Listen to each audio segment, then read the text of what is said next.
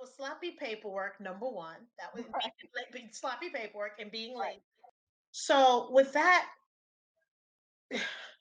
He made a choice, is my point. He made a choice to right. kill innocent people. The theory was he was killing innocent people to cover up my murder so that he could come in as the grieving father and get custody of our children. The detective said, Miss Muhammad, we asked John, why did he do that? Do you know what he said? I said, no, sir. He said, it's Mildred's fault. He said, what did you do? I said, I asked him for a divorce. He said, that's all? I said, yes, sir. That was it. But see, that's troubling. Did you hear what the person said to you? What did Victim you do? blaming. Victim Yeah, see, blaming. here Oh, we go. okay. In this Like whole that. masculine world that we're Right. living in, and things are changing now, slowly but surely. But instead of saying, well, why would he do that? But he's asking you, what did you do to him? What? What could you have done that make this man want to go out there and kill other people? It was premeditated because, as you said, he was using this to cover up your murder. That's Right. what he was doing, and Right. coming in, just like the cases where you see men are killing their wives and oh my God, and coming in and swooping in and trying to get the kids, and later on you Correct. find out they were They responsible were for that. responsible. Correct. But the Did, community, they blame me too. They said, if you would have stayed with him, then he just would have killed you. so when you say the You, community, are you talking? You're not talking about the Muslim community. You're talking about the I'm community you talking were the living in. people where I live. Live. That's but they would come up to me and say that. If you would have stayed with him, he just would have killed you. Oh, If so it's okay for your life to be gone because right, again, woo, I know you thank God you wasn't a cussing woman, okay? I would be sign languaging it. I would be signing wait, it. hold on. Let me tell you what else they said. They said if you would have stayed on the West Coast, then the people on the East Coast would still be alive. How dare you call you and your children victims when none of you were hurt or killed? And how dare you bring this drama into this quiet community? So all of that was my fault. And did you stay in the community or did you I'm leave? still here. Wow. See, that just shows you sometimes how senseless and how people don't have empathy. Because first of all, did anyone even ask you who said this? How are the children? No, Did anyone ask you how you gonna pay your bills? no. Did anyone ask you, do you need help? People were afraid of me. They were afraid to be around me. I had some people say, I can be your friend at night, but I can't be your friend in the daytime. But guess what? You can't be my friend. That's right. I'm That's cool with right. that. I'm cool with being by myself. I'm cool with that. So you picked up the pieces and you're now, again, just a magnificent. I look at you and it's like you have this glow about you. And very rarely am I speechless, but what I find about you is you have this peace on Hmm. your face, this aura around you.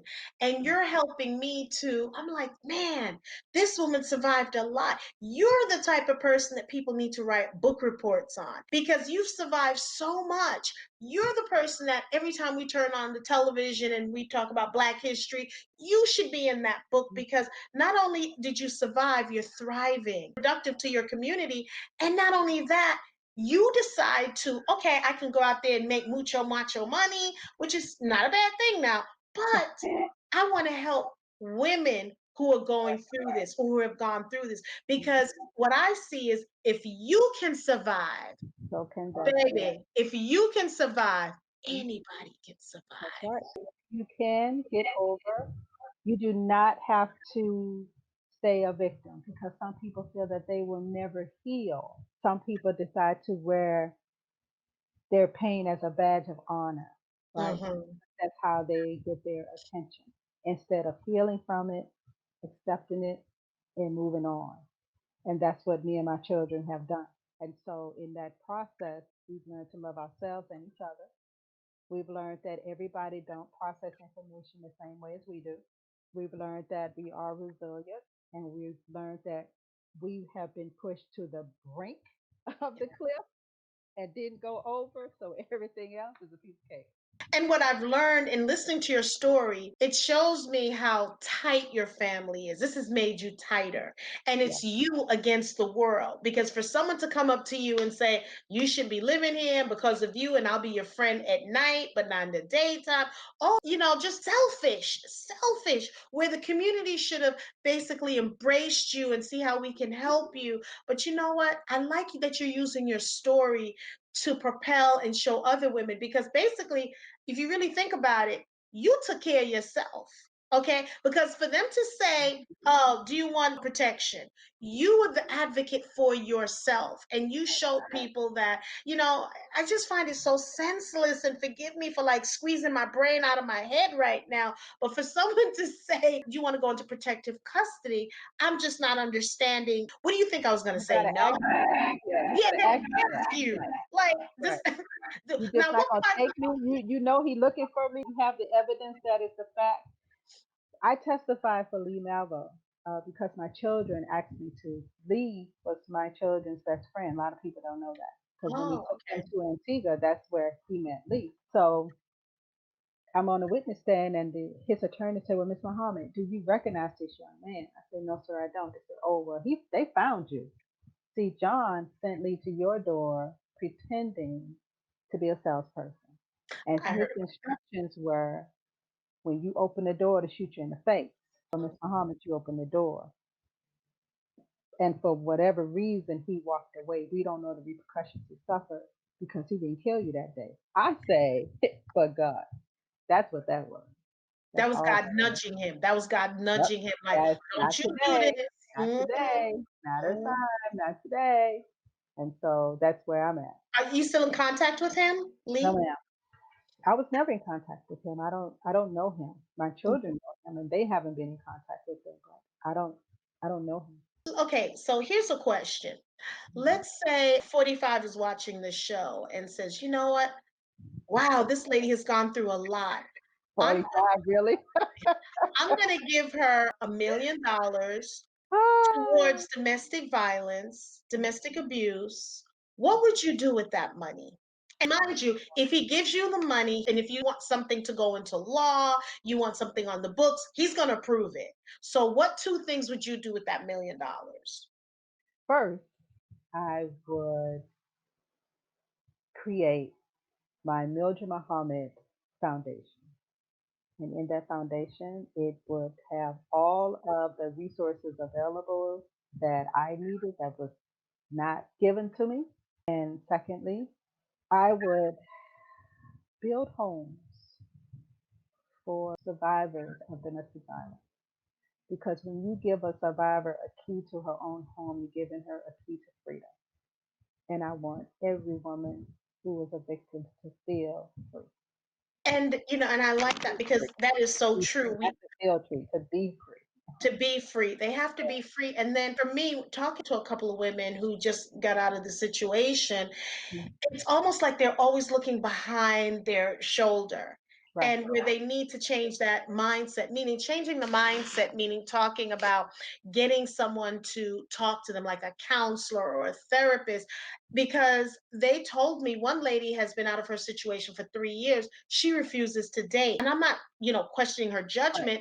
It's just that she's at the point right now where she doesn't trust any men because she was abused in the household. As soon as she grows up and gets out of the household, she meets another man and he abuses her. So she was abused by her father sexually, and now she's being abused by a guy, physically when it comes to hitting on her. And so she's out of the situation, and she said she just doesn't want to deal with men. She just wants to be by herself, read the Bible. And I told her maybe things like that will change. She has not sought help. She doesn't believe that she No, needs. I'm gonna tell you that. No, she is at a point where I find many victims, and that is she just hasn't just given up on men; she's given up on herself. And so, self-love, self-awareness, understanding why those things happen, putting it into a perspective such as an onion, right? What we need to get to is the core, which is the core of her pain. So we pull back every layer, and inside each layer is a layer of pain and trauma that has to be dealt with until we get to the core. Once we get to the core, we can dig it up, look at it, analyze it, see it for what it is, accept it, throw it away. She will be able to do whatever she wants to do. She will no longer look over her back. She will understand what her triggers are because we all have triggers. We just don't know what they are until they happen. Helping a young lady now, and uh, two of her sons were killed, Mm. and on the same day. And so, speaking today, she was saying how she just got angry all of a sudden. I said, well, let's go back to what happened. She was watching paternity court. That's a trigger. That Mm. set that in those emotions into reaction, right? So when she realized that, so now she knows this is, I'm not able to watch this right now, and so I will gain more control over my emotional well-being. And that's what she has to do. It's about gaining control of your emotional well-being and know that you will be fine. Reading the Bible or any book of scripture is good. It is. However, God works through people. And if you're looking to find peace, to have calmness, and to understand what happened, then you need someone who can help you through that process and look at those steps. So as you come out of them, then you will be stronger for them. Wow, I love that. So you've written a book. Do you have any books right now that you want to talk about so we can have, our viewers, purchase it? Do you have anything out right now? I have, you can go to my website, mildredmuhammad.com, click on shop, and you'll see all of my books. Scared Silent is my first memoir, and it starts from when we met all the way to we're not sure if he was going to be executed. I'm Still Standing begins at the execution, the process that it all went through, and everything my children and I did in order to come through that whole ordeal, including there are also tips that should help victims of domestic violence to understand where they are. And there are tips in there for bystanders who feel that they can help victims of domestic violence. COVID-19, I've written a book titled Being Abused While Teleworking in COVID-19. It is a safety guide for victims and survivors of domestic violence, as well as an awareness to employers and bystanders. Bystanders now are your neighbors. They're the people that you listen to you on the Zoom calls, Zoom calls. Hmm. right? So one of the tips that I have is leave your mic on so that if someone on the Zoom call hears the abuser, then they can call the police and ask for a welfare check. We just can't let everything slide because it's COVID-19. Again, it has Right. become a pandemic now. And what the masses found out was, oh my God, women can't stay home. They're going to be killed. This is what's happening, and that is what's happening. And it's scary. It's really scary. So, what advice would you give someone who's watching this and they're being abused, but they don't know what to do? What advice would you give Well, there too, you should reach out to the domestic violence hotline, 800-799-7233. them? 800 799 7233. 33. Okay. Yes, ma'am. Mhm. They will be able to connect you with resources in your area. The second resource is domestic shelters with the S.org. All you have to do with that is type in your city and state, and all of the resources that are available in your area will come up.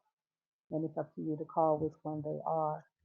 Most of the organizations are open and operating. The police department and other service providers have stated on the news in several instances that they are available to help victims of domestic violence during COVID-19. Wow. See, and that's the good thing because that's what I was concerned about because, you know, I wasn't thinking about it. I think there's a video where a woman was being abused and she was kind of doing like certain signals while she was on a Zoom call. And then Right. they came up with a signal that if someone's being abused, you know, it's a Mhm. hand signal. But I remember watching the video and when you're in a Zoom call, you're not paying attention to anyone. You know, you're looking at the Zoom trying to see if you look cute. You're not looking at anyone else. And then you're like, you know, just it's the truth, you're turning away. But now, because of that, I'm paying attention to women that are on the call, men that are on the call, at least for the first 5 minutes. And especially, and I'm paying more attention if I hear it's a woman on the call and her husband's at home.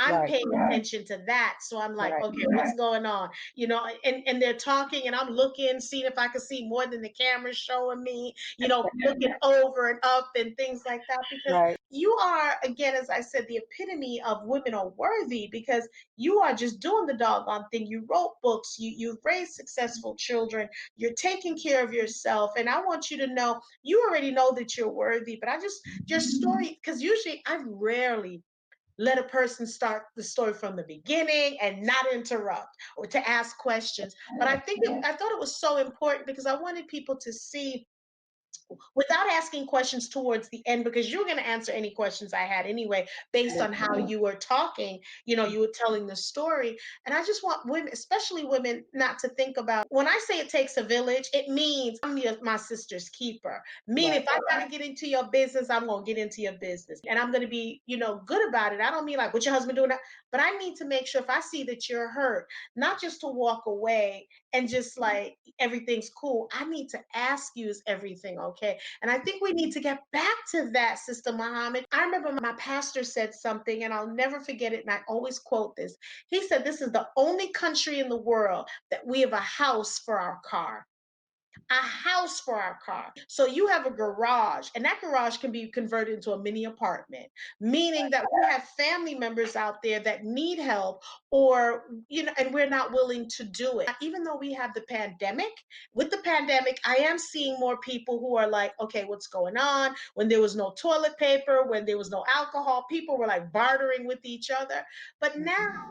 that the state has opened up because I'm in Georgia, it's almost as if let's go back to our own thing. Where you know everything's fine. You do you, I do me, and we have to get back into sharing food, doing the whole co-op thing. You know, I made some extra food. Do you want some food? Because I know in my neighborhood we don't know everybody. You know, Right. everybody. So when I had my dog, I would know everybody because people would be outside and we're waving. That tunnel vision, open up that garage door, drive in, and whatever happens in your household. You know, so I'm trying to be create more of a family environment in my neighborhood where we need to know what's in the household, you know, things like that, you know. So Well, the one thing that I would say is it's a question that we rarely ask victims of domestic violence because we're so busy thinking we know what they need that we disrespect them by not asking this question. And that question is, how can I help you? It's just that simple. As a victim, I know what I need. I know what I want to do, but you don't ask me that. You want me to follow what you want me to do when in truth, you sound just like my abuser by telling me what to do, by giving me advice that you think I should follow. But ask yourself, if you were in that situation, would you take your own medicine? No, you wouldn't. So don't offer me medicine you wouldn't take for yourself. Ask me, how can I help you? Because you may be the only person that has asked, how can I help you, instead of telling me what to do. instead of giving you the resources, you may know all the resources, but And then I maybe may not. Just ask me, right. how can I help you? Once I tell you, then you can decide if you can help me or not. But just be straight with me. Don't try to play hero in my life. Don't do that. Don't give me your phone number if you don't want me to call you. Don't say I got you and then you drop me. The worst thing you can do for a person in pain is to say I got you, because your I got you is different than my I got you. So you say, if you need something, come to me. Okay, Jackie, Yes, ma'am. I need $1,000 to go over here and get this apartment. I need $1,000 deposit. You said come to you if I need something. You didn't give me a parameter. You didn't give me no boundaries. You say whatever you need. Whatever to you, you got a restriction on whatever. I don't have that kind of restriction. Well, see, and here's the thing with people, this is how I feel. Whether it's money or resources, whatever it is, when you say you got someone, and if they come up to you and they ask you for money, you may not have it. Your job, which would be, say, me, let's figure out how we can get this money. Nope, I'm not figuring out. No, I'm You not saying you. No, I didn't say okay? you. Got You you. come to me and say, Jackie, I Mhm. need $1,000 because I need to get on the plane and go elsewhere. Because my job, because I told you, I opened up the window and said, I'm here to help you. My job now is to Right. figure out how to get this money. You Correct. know, because if I didn't say, look, I'll help you with everything, but don't come to me with money, I'll do everything else. That's Then that's different. different. But Right. my That's why thing you is, have to be straight with right, what is your help. What is it what does that it you look are like? prepared to Right. do to help me? And it doesn't That's even it. have to be people in domestic violence. It could be friendship. When Anybody. someone comes to you, Anybody. because nowadays that's why I get stuck on this movie. There's a movie that's called Claudine with James Earl I've Jones seen and that. Dion Carroll. I love that movie. Seen And that the movie. reason I love the movie is because when you say you got me, it's not how it was like in the 70s. The got No. me now comes with parameters, restrictions, and a whole Train. bunch of stuff that you didn't tell me. Because I tell my friends, look, call me whenever. So if they call me 3 o'clock in the morning, I'm picking up the phone. And they're Right. like, you really mean it? Yeah, because you know why? And this is what I say. I may be, I don't know what's going on in your life, and I may be that one voice you needed to hear before you decided to maybe commit suicide. And Right. you're saying, look, if I don't get Jackie, I'm ending my life. Now I'm not saying everyone's like that, Right. but I if got you're you. calling me at 3 o'clock in the morning, it has to be an emergency. It So better be. then so pick up the phone because if my sister's let me pick up the phone and see what she wants. You know, Right. because usually that calls that late at night, you're thinking, okay, someone passed. But if Right. it's a friend of yours, you don't know what they're calling for. So my thing is I tell my friend, call me anytime. I don't care. Because sometimes, you know, you go through something, probably with your significant other. You want to talk to a sister, you want to talk Right. to a woman, you know. So wow, when I say you have spiritually, mentally, and physically filled me tonight. I don't, Amen. man, you are so powerful. The glow that I'm seeing in you, it's like I see something outside that's coming through you because your face is just glowing. And again, I can look at you and just fall asleep. Not of Wow. boredom. Let me explain that. Not of boredom. Yeah. Because it's like I just talking to you, I just feel like looking at you too, I just feel like I just meditated. And Wow. whatever angst I felt, it's gone. You just have this calming spirit about you. And if you can survive, Muhammad, for me, the pandemic is a breeze. It is. Okay? It Because is. if you can survive that, that shows me the test of your strength. If you can survive that, I don't care if we're in the last days, I don't care if it's revelation. You can survive it because if you can survive that and your kids being gone for a while and you didn't lose your 18 mind, months. 18 months. and you didn't lose your mind and you just knew you I, gave birth to these babies, you knew they were still alive, you knew they were going to come back, you didn't know when, but you knew they were going to come back. I That's did. what I'm talking about, a mother's love, honey. That's a mother's love. Did. Wow. I just want everyone to please go to www.mildredmuhammad.com. Look on her website. She has so many books. She Right. has a book that also talks about the pandemic. So if you're in the pandemic, there are people that are being abused during the pandemic. Now, the abuse that's happening is also a pandemic. So we have double pandemics: the Yes, we pandemic with the coronavirus and the do. pandemic of women being domestically abused in the household and men being abused in the household and Right. children being abused in the household Correct. as well. So we want to make sure, if you're looking for a speaker when it comes to that, please reach out to her. I Now, have a podcast on there as well. It's called Rising Above It All. And I'm also a certified life coach. So you can find all of that and you click on that website and set up an appointment and we can get started. see, I'm telling you, she's a jack of all trades and a master of many, not none. I said many because she's gone through that. She decided to tap into what she's gone through that she can help other women.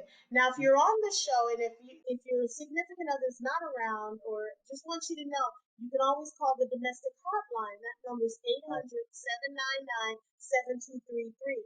And always, if there's one thing I want to leave, the audience with is if there isn't something you know what to say when someone tells you this is what's going on with them, always ask, how can I help you? Maybe Correct. they want you to call the police. Maybe they always ask. Don't assume that, well, they know this. You know what? No, always ask how you can help. We can always help. Don't think it's none of my business. That's between a man and a woman. If a man hits a woman, that's between them. No, always ask because again, when he's there, she has a different face. When Mhm. he's gone, that's when you need to ask those questions. So we want to remind people also, don't forget to follow us. We have our YouTube channel. It's the Women Are Worthy Network. Our Facebook and Instagram is the Women Are Worthy Show. Oh my God, Sister Muhammad, it's just a pleasure talking to someone like you and to see your spirit. Because I'm going back into my prayer warrior room and I'm Mhm. planning to come out looking like that. Okay. The scripture that I quoted throughout that whole ordeal was Psalms 91. So, oh, okay. I'm Mhm. writing that down. Psalms Psalms 91. 91. My Mm, mother gave me Psalms 20. May the Lord answer you when you are in distress, I because wrote Lord knows I was there. Take up my pen. I ain't joking. I'm writing it down because we're in such a critical time right now. Attention span is very short. Their patient tolerance is very short. We have parents at home with children, and we need to talk about this because a lot of parents are not used to. Because think about this: you go to work, you spend more time at work than you do at home. You spend less time with your significant other and your children. Now you're confined in a house with your kids that I had a mother call me and like, Jackie, I don't like my daughter. And I'm like, what? She was serious. She's like, look. And then her daughter was screaming in the background, you don't like me. Well, I don't like you because you don't know how to do my math. Okay.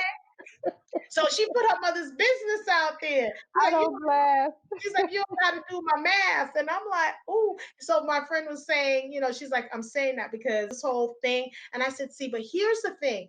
Now some of you mothers were complaining that the teachers were horrible. They didn't know what they were Let it doing. get to find Now out what kind of this gives, children they have. now this gives you another respect for the teachers. Now I'm sure you want to give some of your money to the teachers so they can make more money. Okay. And it shows you who your children really are. Exactly. Man, oh Right. man. Because when the teacher would call and say, your child is this, or send, no, my child wouldn't do that. Because that same lady's like, you know what? Would it be bad if I put some glue on my son's teeth? I'm like, look, we're not going to talk about this because you're on the phone. We're not going to have DFAC somehow tracing Oh, this phone Lord have call, mercy. and I'm a part of this. So I'm starting to see a lot of my friends unravel who have children, unravel right before my eyes. And I'm like, and The I'm first, laughing.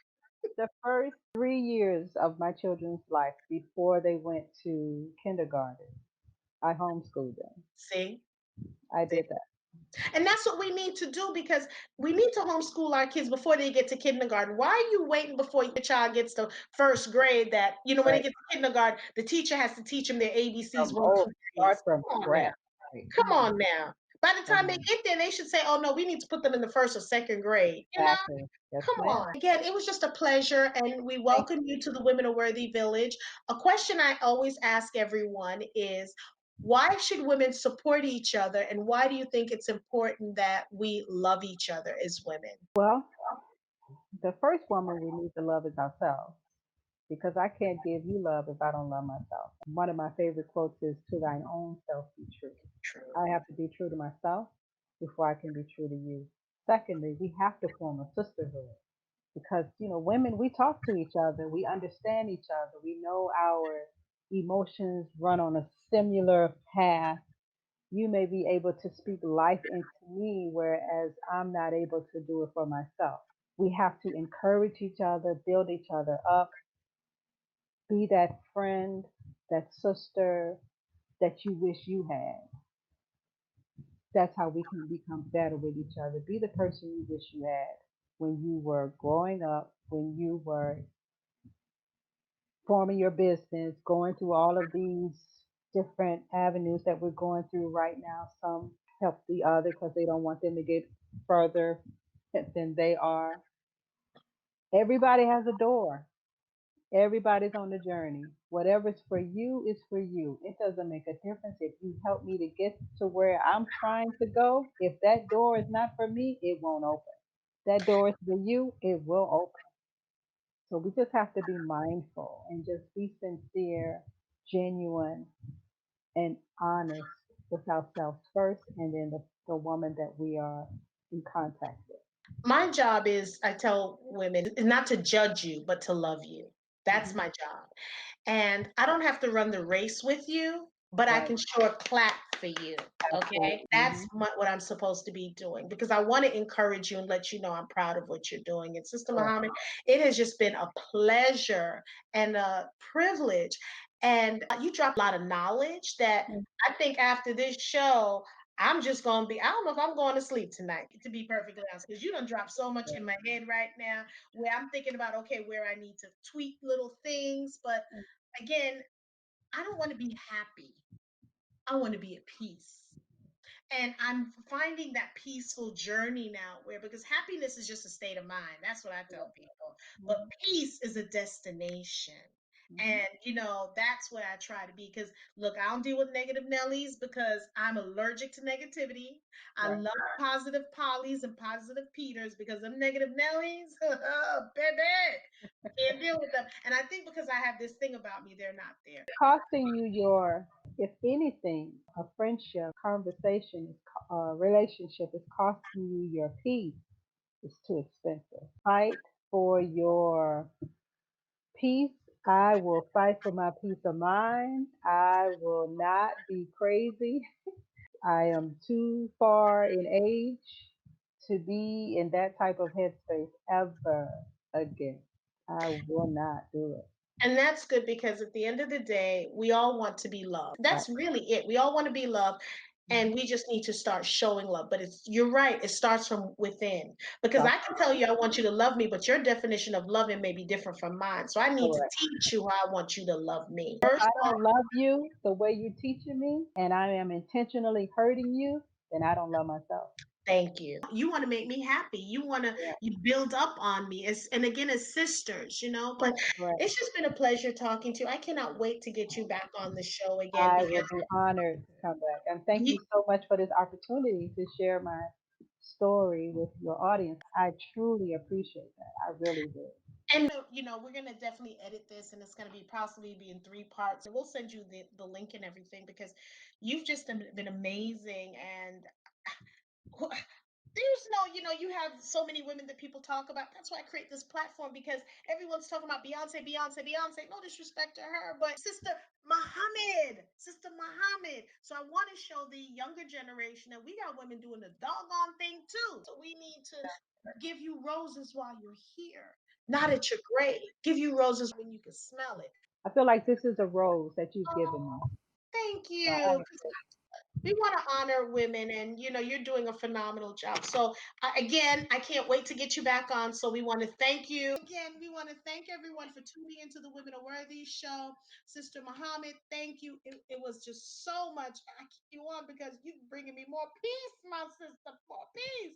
So thank you, and I want you to have a wonderful week. Have a terrific week. Be blessed, prosperity. May your business grow by leaps and bounds. May your book hit New York Times bestseller. There's no excuse that people can't watch it now because you can't go anywhere really. right. Can't go to And the I movie. receive all of that. I receive all of that. So Yes. So I want you to have that. And contact me if you ever need anything because you are in the Women of Worthy Village. You are my sister, and I am my sister's keeper. Okay.